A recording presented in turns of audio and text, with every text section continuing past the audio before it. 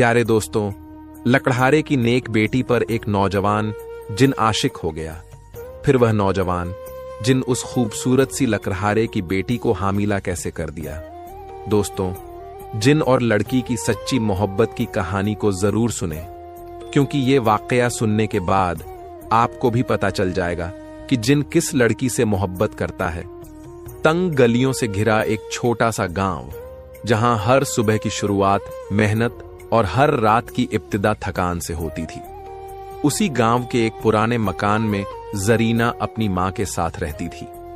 यह मकान नहीं बल्कि एक उजड़ा हुआ घर था, जिसके छप्पर से बारिश टपकती थी और दीवारों में दरारें थीं। लेकिन इस घर में एक अनमोल दौलत थी, मां की मोहब्बत और ईमान की दौलत। जरीना के वालिद का इंतकाल हो चुका था जब वह सिर्फ 5 साल की थी। उसके बाद उसकी मां ने मेहनत मजदूरी करके उसे पालने की कोशिश की। कभी लोगों के घरों में काम करती, कभी खेतों में मजदूरी करती और कभी जंगल से लकड़ियां जमा कर बेचती। लेकिन यह सब करके भी वह 2 वक्त की रोटी मुश्किल से कमा पाती। जरीना की ख्वाहिशें छोटी थीं, लेकिन उसका दिल बड़ा था। वह चाहती थी कि उसकी मां आराम से रहे, उसे तकलीफ ना उठानी पड़े। लेकिन तकदीर को शायद अब भी कुछ और मंजूर था।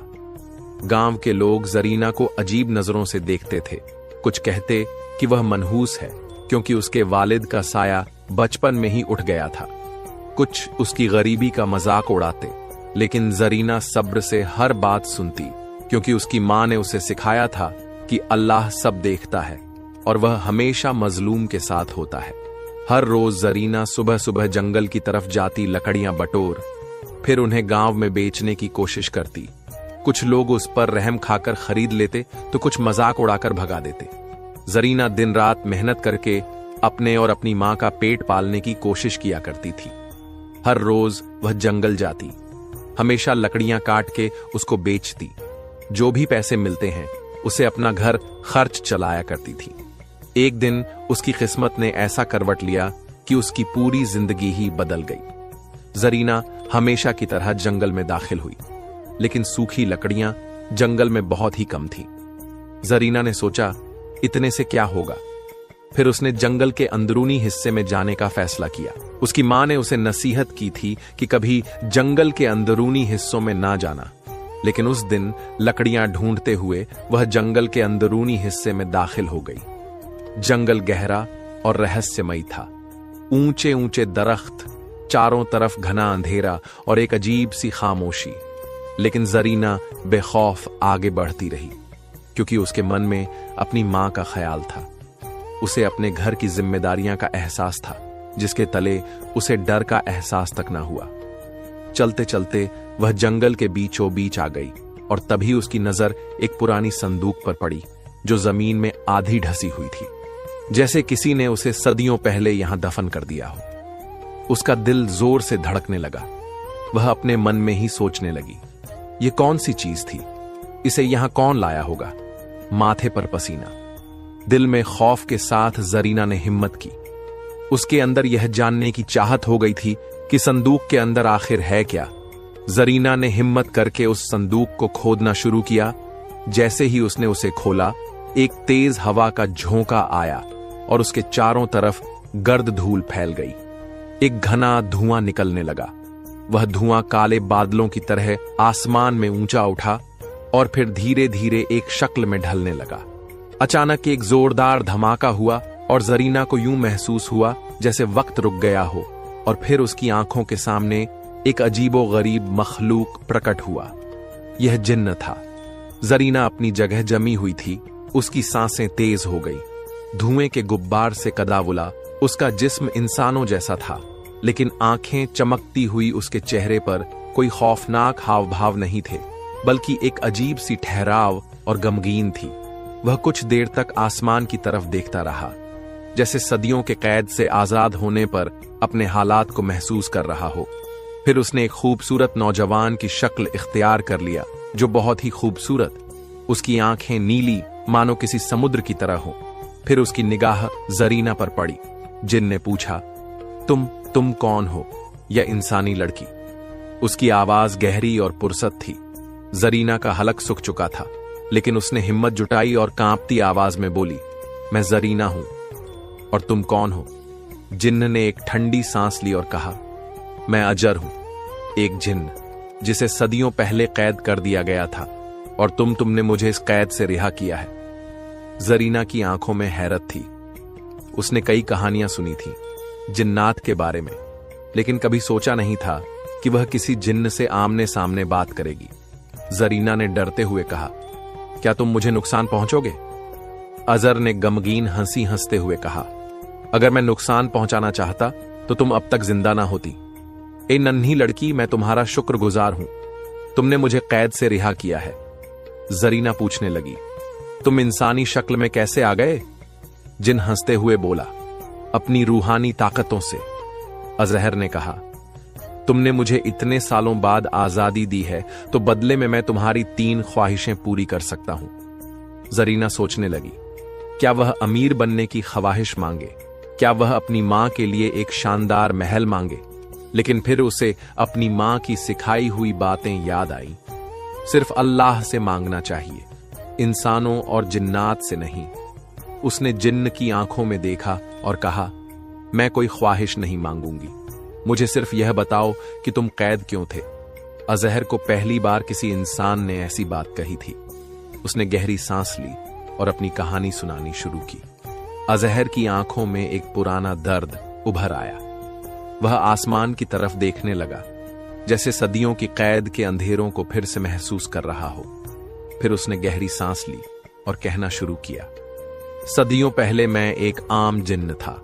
मैं भी तुम्हारी तरह आजाद था, अपनी जिंदगी अपने तरीके से जीता था, लेकिन फिर इंसानों की दुनिया में एक जालिम बादशाह था जो मेरी ताकत का गलत इस्तेमाल करना चाहता था। उसकी आवाज में तल्खद थी।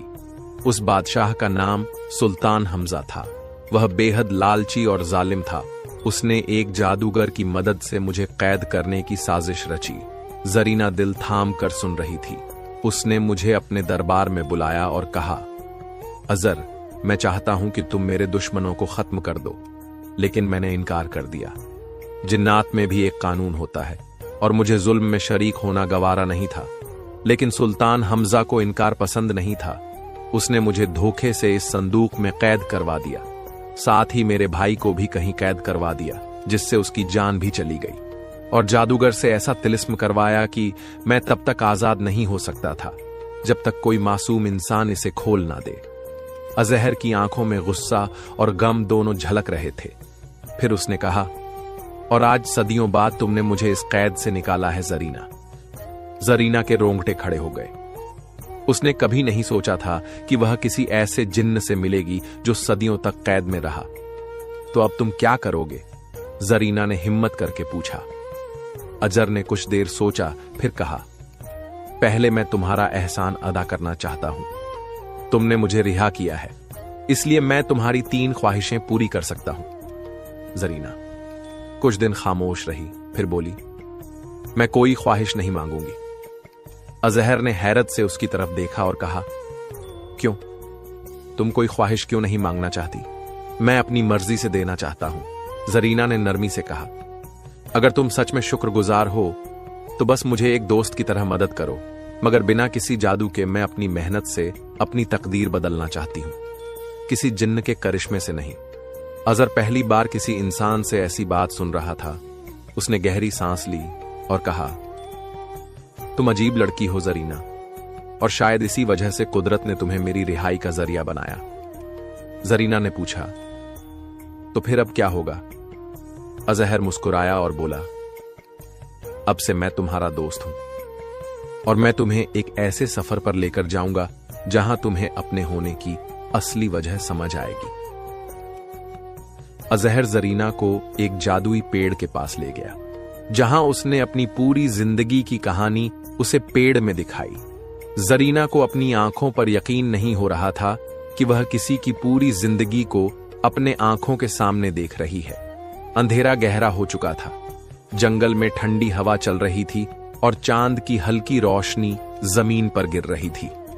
जरीना अब तक यकीन नहीं कर पा रही थी कि वह एक जिन्न के साथ खड़ी थी, और वह भी ऐसा जिन्न जो उसकी कोई भी 3 ख्वाहिशें पूरी कर सकता था। लेकिन उसने ख्वाहिश मांगने से इनकार कर दिया।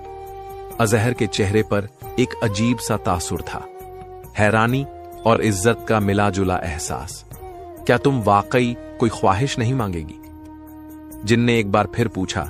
जरीना ने सर झुका लिया और कहने लगी, नहीं, मेरी मां ने हमेशा सिखाया है कि बस अल्लाह से मांगना चाहिए, इंसानों से भी नहीं, जिन्नात से भी नहीं। मैं अपनी तकदीर खुद बनाना चाहती हूं, किसी जिन्न के करिश्मे से नहीं। जिन्न मुस्कुराया और कहने लगा, तुम बाकी इंसानों से अलग हो, अल्लाह ने तुम्हारा दिल बहुत साफ रखा है। जरीना भी हल्की सी मुस्कुराई और बोली, अगर तुम सच में मेरे एहसान मंद हो, मेरी मदद करो, मगर बिना किसी जादू के। अजहर ने कुछ देर सोचा, फिर एक गहरी सांस लेकर कहा, ठीक है, मैं तुम्हारा दोस्त बनूंगा, लेकिन एक शर्त पर तुम कभी मुझसे झूठ नहीं बोलोगी। जरीना ने मुस्कुराते हुए कहा, ठीक है, मुझे मंजूर है। अजहर ने चारों तरफ देखा और फिर धीरे से कहा, कुछ बुरी रूहें हैं, शायद ये वही ताकतें हैं जिन्होंने मुझे सदियों तक कैद रखा था। जरीना के दिल की धड़कन तेज हो गई। क्या वे हमें नुकसान पहुंचाएगी? जरीना ने घबराई हुई आवाज में पूछा। जिन्न ने कहा, ऐसे कैसे? अब तुम मेरी दोस्त हो, जब तक मैं तुम्हारे साथ हूं कोई तुम्हें छू भी नहीं सकता, लेकिन हमें सतर्क रहना होगा। जरीना ने कहा, ठीक है। फिर अचानक ठंडी हवा तेज हो गई, पेड़ हिलने लगे और एक अजीब सी गूंजने वाली आवाजें आने लगी, जैसे कई लोग धीमी आवाज में बातें कर रहे हो। अजीब सी सनसनाहट थी, हर तरफ मानो जैसे कोई साया हो। फिर एक तरफ से एक आवाज आई, आजर, क्या तुम अब भी जिंदा हो? यह आवाज गहरी और डरावनी थी। जरीना को समझ नहीं आ रहा था कि यह सब क्या हो रहा है। उसने अपनी जिंदगी में पहली दफा एक जीनी को देखा तो यह सारी आवाजों को महसूस किया। फिर अजहर ने आंखें बंद की और फिर जोर से बोला, मैं जिंदा हूं और अब आजाद भी।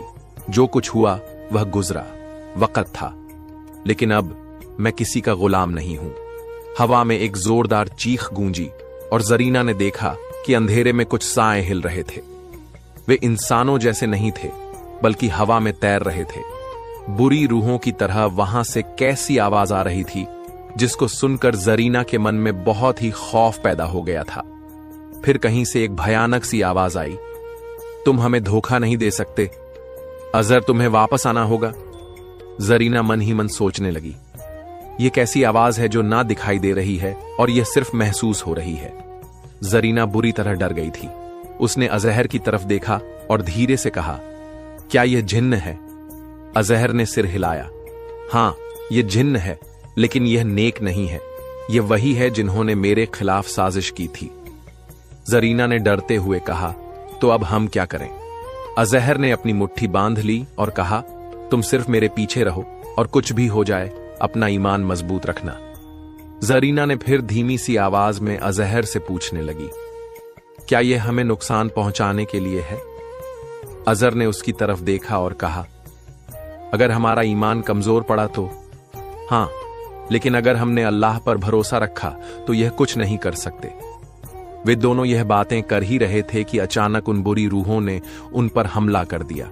हवा जोर से चलने लगी, पेड़ गिरने लगे और अंधेरा और गहरा हो गया, लेकिन अजहर अपनी जगह मजबूती से खड़ा रहा। उसने जरीना की तरफ देखा और कहा, तुम मुझ पर यकीन रखो, बस। जरीना ने कांपते हुए अपनी आंखें बंद की और धीमे धीमे आयतुल कुर्सी पढ़ना शुरू किया। जैसे ही उसने यह पढ़ा, चारों तरफ रोशनी फैलने लगी। वह बुरी रूहें तड़पने लगी। वे चिल्लाई, नहीं, यह मुमकिन नहीं। लेकिन धीरे धीरे वे धुएं में तब्दील होकर गायब होने लगी। सब कुछ शांत हो गया। अजहर ने एक लंबी सांस ली और मुस्कुराते हुए कहा, देखा, अल्लाह के कलाम के आगे कोई ताकत नहीं टिक सकती। जरीना की आंखों में आंसू आ गए। मैंने सोचा था कि तुम मेरी हिफाजत करोगे, लेकिन असल में अल्लाह ने मेरी हिफाजत की। अजहर ने सिर झुका लिया। हां, यही सच्चाई है। इंसान को हमेशा अल्लाह पर भरोसा रखना चाहिए। अब उनकी दोस्ती और भी गहरी हो चुकी थी, लेकिन यह सिर्फ शुरुआत थी। अजहर ने जरीना से कहा कि मुझे अपना मकसद अभी पूरा करना है, मुझे तुम्हारी मदद चाहिए।